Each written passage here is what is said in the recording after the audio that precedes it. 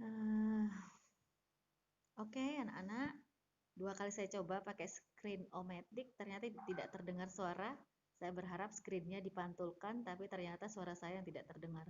Biasanya bisa, seperti minggu kemarin saya berikan hasil screen-o-matic kepada Anda. Nah, hari ini kita bahas lanjutkan materi yang sebelumnya. Kita bahas structure interview, unstructured, dan semi-structure. Structure tadi udah berapa kali saya jelaskan, saya masuk dulu unstructure ya, supaya tidak bosan. Nah, untuk unstructure itu biasa yang di yang tema-tema yang di dalam wawancara unstructure itu adalah influences, experiences, isu, kemudian yang berhubungan dengan hidup ya, lifetime katanya gitu. Jadi biasanya kalau mencari sesuatu, misalnya pengaruh sesuatu, pengalaman seseorang mengenai satu hal, kemudian satu kondisi, kemudian satu isu yang sedang fenomenal gitu kan, kemudian satu tema yang sedang banyak dicari orang, kemudian apa sih pelajaran hidup dari hal itu dalam misalnya dalam hidupnya terjadi sesuatu gitu, terus apa sih berharganya gitu. Nah, kita tanyakan pada partisipan atau subjek itu pelajaran apa yang bisa diambilnya. Pasti bentuknya narasi dan cerita. Nah, semua ini jika misalnya ingin ditanyakan pasti menggunakan unstructured interview. Nah, kemudian eh, biasanya ciri-ciri unstructured interview ini adalah interviewer itu nggak prepare gitu, nggak persiapan. Ini mau interview apa, jadi ngalir aja gitu. Nah, biasanya lagi untuk hal-hal seperti ini ada kalau untuk pemula biasanya dipersiapkan, tapi pertanyaannya hanya yang umum saja. Misalnya ya, kalau dikatakan di sini adalah influences berarti pengaruh.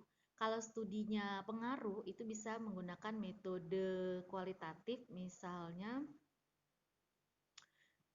naratif bisa, kemudian kalau experiences itu bisa studi kasus karena dia pengalaman, kalau isu, kemudian tema atau pelajaran yang bisa diambil dalam hidup itu bisa menggunakan namanya fenomenologi.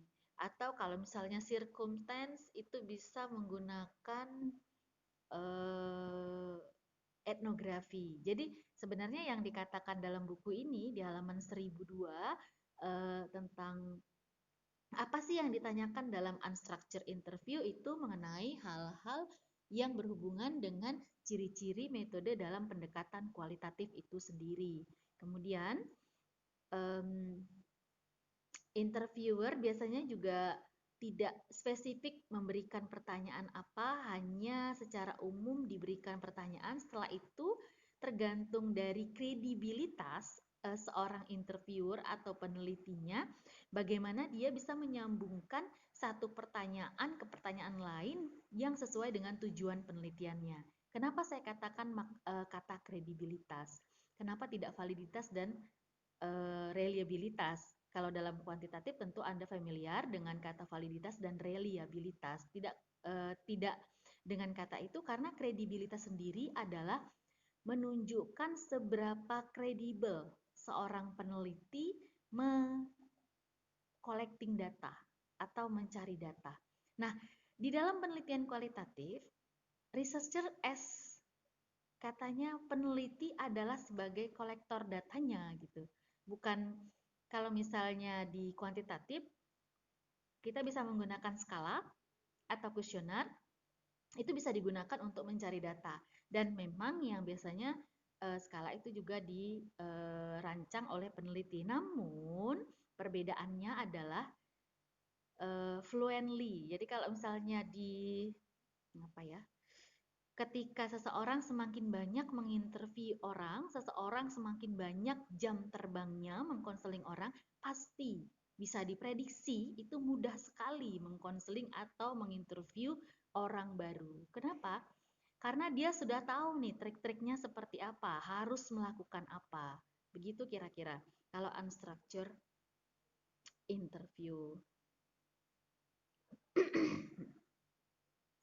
Nah, di sini unstructured interview itu ada tahapannya. Saya kasih tahu beberapa tahapan. Yang pertama adalah opening. Opening itu kalau Anda misalnya meneliti hal baru dan orang baru, Anda pasti harus menerapkan namanya psikologi konseling. Yang pertama adalah building good rapport ya, membangun hubungan baik. Itu wajib ya. Nah, setelah opening Anda bertanya satu hal yang sesuai dengan tujuan penelitian Anda. Setelah itu Anda silahkan jadi listener atau pendengar. Jadi di antara pertanyaan dan jadi pendengar itu akan lebih banyak jadi listener.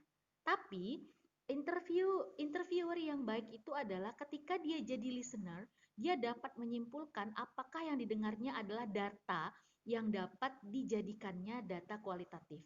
Jika tidak, maka dia bisa interrupt ya. Ya, interupsi kita potong sedikit dan kita balikan ke hal yang ingin kita teliti.